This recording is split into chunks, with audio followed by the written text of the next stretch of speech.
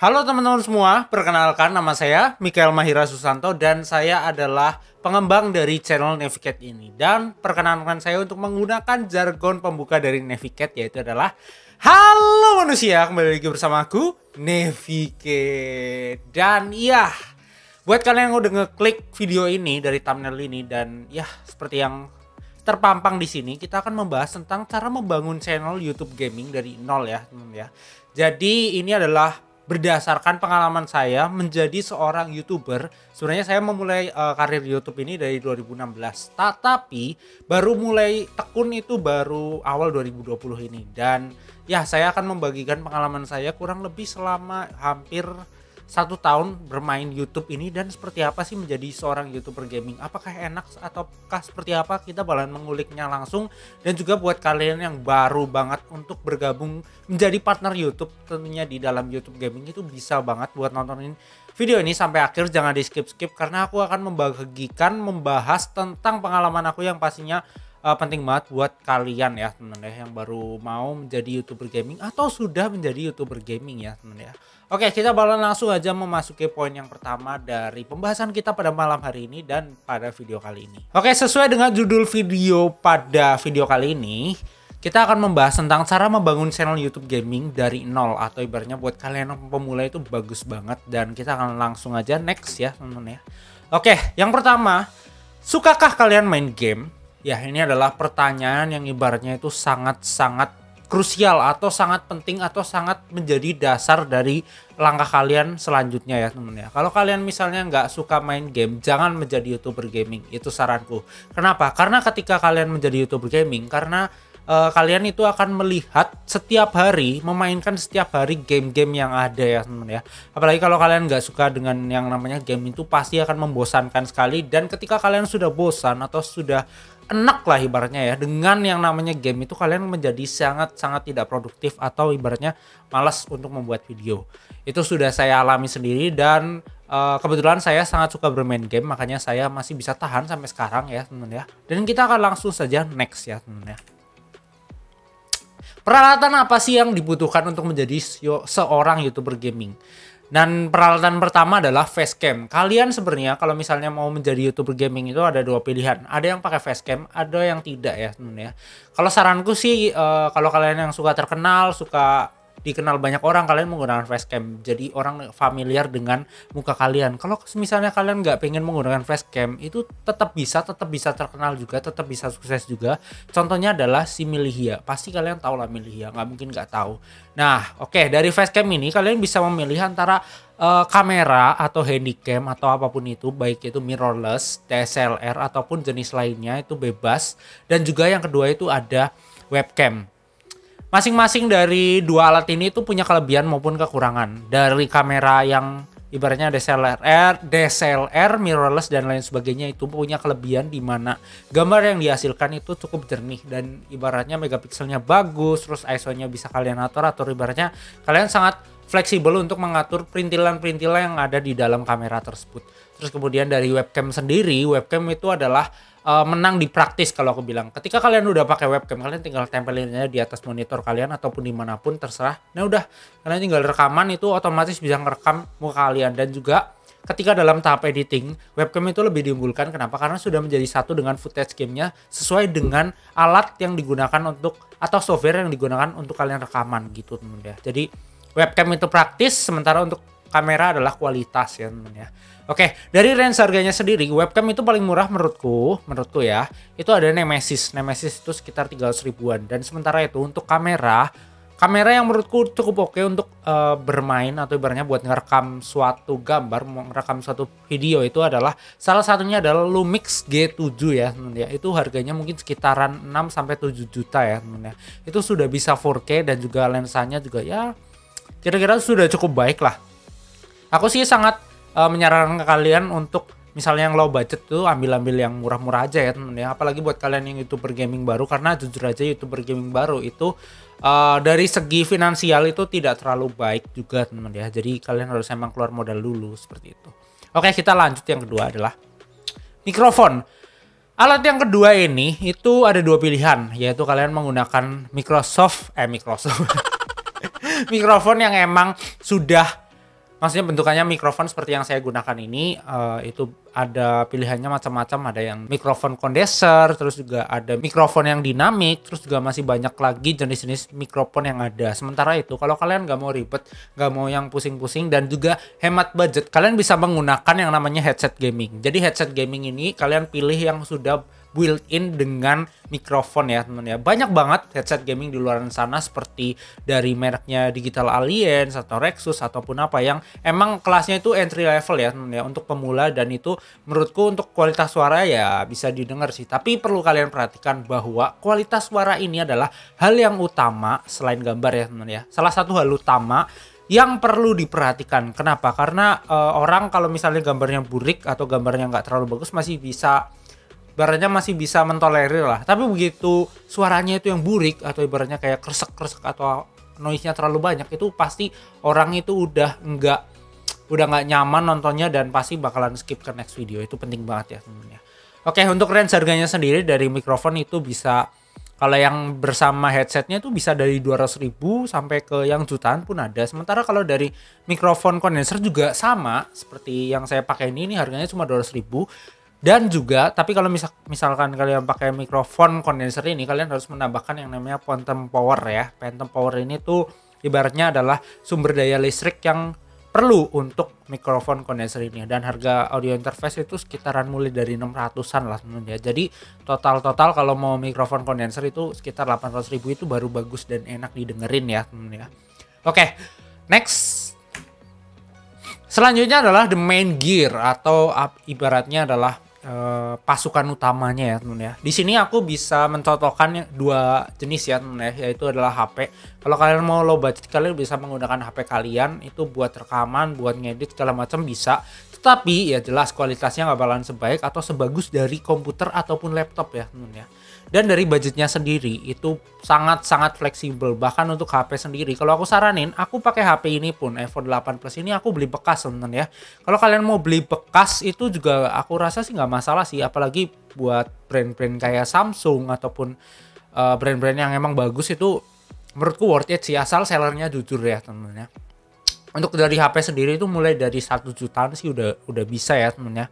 Sementara itu untuk komputer, kalau misalnya kalian mau harga baru atau ibaratnya baru dirakitin, kalau aku sih prefer di Enter Komputer ya. Ini bukan dibayar, ini bukan di endorse atau apa. Tapi kalau misalnya Enter Komputer mau endorse channel ini juga nggak apa-apa.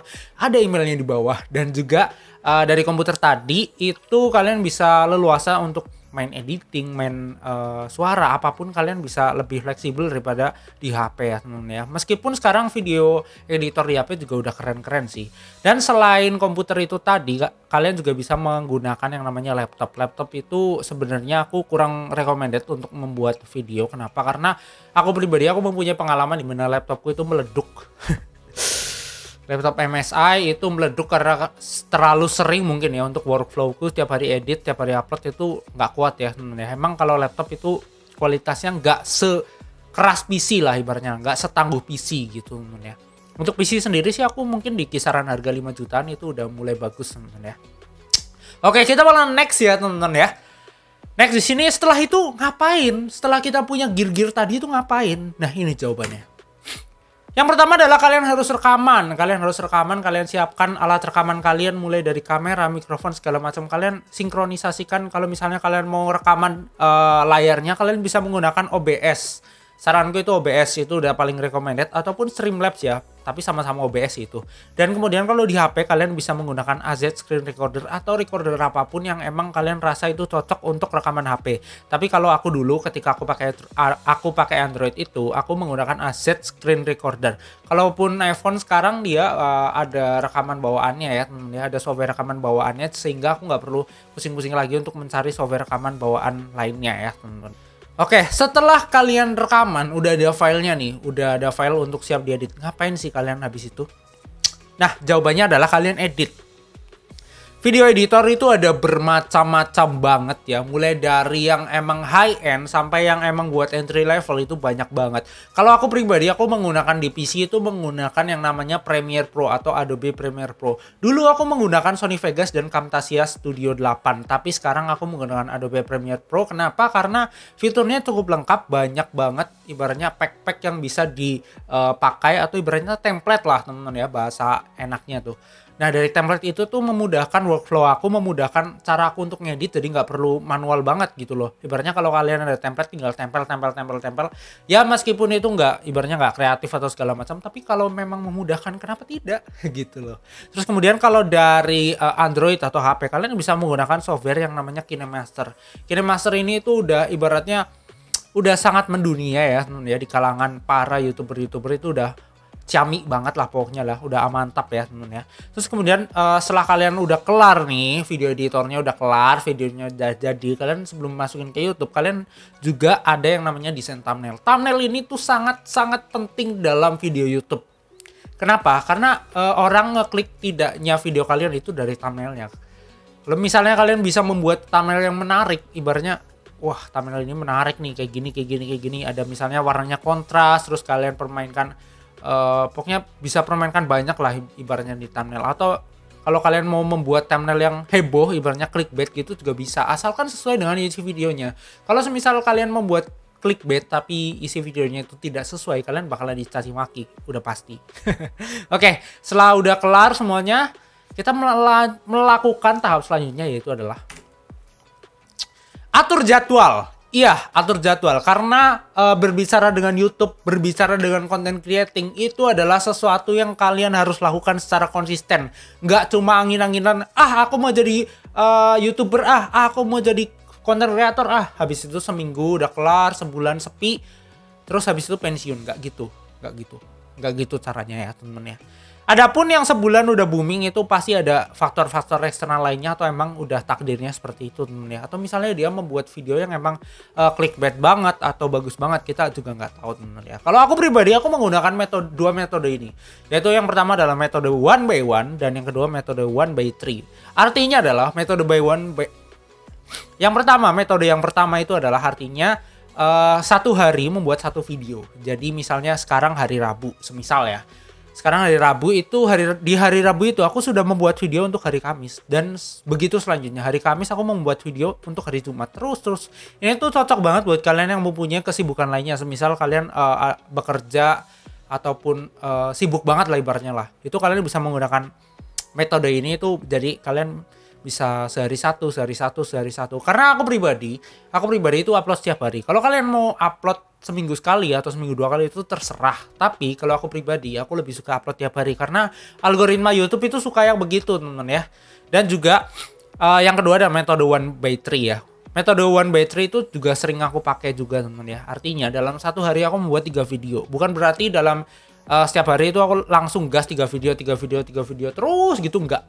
Tapi misalnya hari Senin nih. Senin aku buat 3 video. Terus hari Selasa dan hari Rabu itu aku menggunakan waktuku untuk berpikir.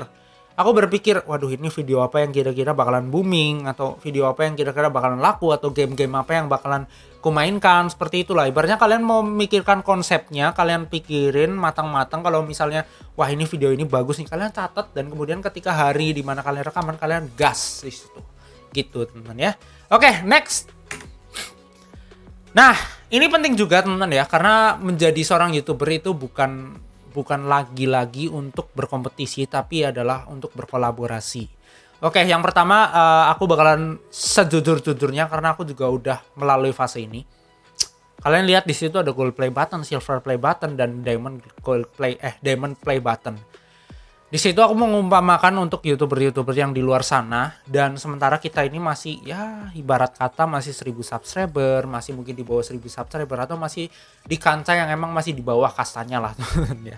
Ya aku juga masih merasakan hal itu, dan jujur aja untuk collab ibaratnya untuk membuat video bareng dengan mereka yang sudah ada di atas itu bener-bener susah, dan juga kalau kalian ngirim email pun ya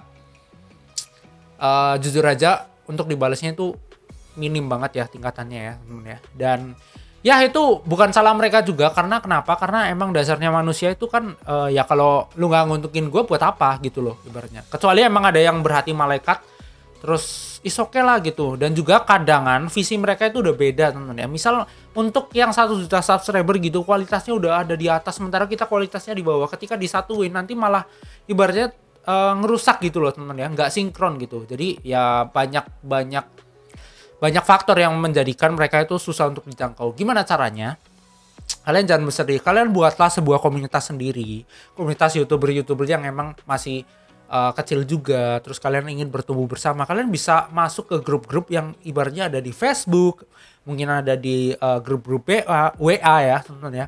Itu bebas, kalian pilihlah, kalian sesuaikan tema channel kalian, yang gaming dengan gaming, yang tutorial dengan tutorial, yang mungkin food dengan food. Pokoknya kalian sesuaikan niche kalian masing-masing ya teman-teman ya. Jangan misalnya kalian YouTuber gaming nih, kalian collab dengan yang YouTuber makan, ya kayak mana, nggak nyambung gitu loh. Jadi kalian buatlah komunitas sendiri, kemudian kalian bertumbuh bersama. Kenapa? Karena kalau yang sepantaran itu ibaratnya kalian tahu nasibnya gimana, juga ibaratnya kalian merasakan penderitaan mereka juga, dan mereka juga merasakan penderitaan kita. Makanya kita bisa saling merangkul gitu teman ya. Oke, setelah itu kalian bisa collab, bisa ya ibaratnya bisa para subscriber kalian itu bisa tahu mereka, dan subscriber mereka juga bisa tahu kalian, seperti itu teman ya. Terus next, nah ini juga tidak kalah pentingnya ya teman ya. Ini adalah belajar SEO, metadata, dan perintilannya teman ya. Kalian lihat di sini, itu ketika kalian ngeklik di YouTube, kalian search BM800. Itu ada salah satu videoku yang masuk di pencariannya. Kalau aku nggak tahu kenapa ini di sini bisa menjadi nomor 1 ya teman ya. Kalian lihat sendiri nih, BM800. Terus yang pertama muncul adalah videoku, review mic BM800 tahun 2020. Kekurangan dan kelebihannya. Nah itu adalah sebuah cara dimana kita memaksimalkan yang namanya search engine optimization ya teman-teman ya. Jadi YouTube itu semuanya adalah mesin ya, mesin pencari. Jadi gimana caranya agar video kita bisa naik, kita harus mempelajari cara kerjanya YouTube, otaknya YouTube gimana, kita harus pelajari. Gimana sih caranya belajar SEO? Kalian bisa ikutin kelas-kelas online, ataupun kalian bisa mengikuti channel-channel yang emang bahas SEO seperti Denjaka atau misalnya dan lain sebagainya. Dan aku pribadi di sini aku ikut itu namanya YouTube Indonesia Smart Strategy. Itu ada family YouTuber Indonesia juga di situ, dan ya di sana aku belajar SEO juga sama ibaratnya mentornya lah, ibaratnya itu namanya Bang Man. Aku belajar banyak dari dia, dan ya itu sangat worth it, dan hasilnya aku bisa seperti sekarang ya teman-teman ya. Kemudian yang kedua ini ada yang namanya setting notes. Di sini setting notes juga kalian bisa ketika kalian ketik setting notes itu ada videoku yang muncul paling atas teman-teman ya. Itu adalah SEO, keajaiban dari SEO. Kalau kalian mau belajar ya kalian harus cari sumbernya sendiri. Ibaratnya kalau kata si pendiri Apple, Steve Jobs ya kalau nggak salah, itu namanya adalah stay hungry man. Ya kita harus tetap lapar dengan ilmu, kita harus tetap belajar, tetap pengen pengetahuan yang baru teman-teman ya. Jangan merasa diri kita itu udah tinggi, udah penuh ilmunya, enggak. Karena di atas langit masih ada langit teman-teman ya. Jadi kita harus terus belajar, terus menggali apa yang ada teman-teman ya. Gitu. Terus kemudian kita next ya. Nah ini yang terakhir teman-teman ya. Ini sedikit petuah dari aku yang sudah menjalani channel ini, dan puji Tuhan sekarang sudah hampir 3.000 subscriber. Kita lagi perjalanan ke 10.000 subscriber. Yang pertama adalah konsisten, tekun. Ya itu adalah kunci ya teman ya. Kenapa? Karena jujur aja kalau kalian nggak tekun itu bahaya banget. Kalian tahu Nessie Judge itu baru booming itu di tahun keempatnya kalau nggak salah. Dan MrBeast juga seperti itu, di tahun ketiganya atau tahun keempatnya itu baru booming ya teman ya. Bayangkan kalau di tahun pertama atau tahun kedua dia itu menyerah, mereka nggak bakalan jadi sekarang. Mereka nggak bakalan jadi Nessie Judge, dan mereka nggak bakalan jadi MrBeast. Intinya adalah kalian harus tetap belajar, tetap konsisten. Ketekunan itu adalah nomor 1. Dan yang kedua adalah kalian harus berdoa, banyak-banyak berdoa, banyak berserah, dan ibaratnya do the best and let God do the rest gitu ya. Ya itulah sedikit petuah, ibaratnya sedikit sharing pengalaman ya teman ya. Aku hanya sharing aja, dan aku juga disclaimer di sini bukan hal yang paling jago untuk membuat video gaming, enggak, masih banyak yang di atasku, dan aku pun masih cukup di bawah.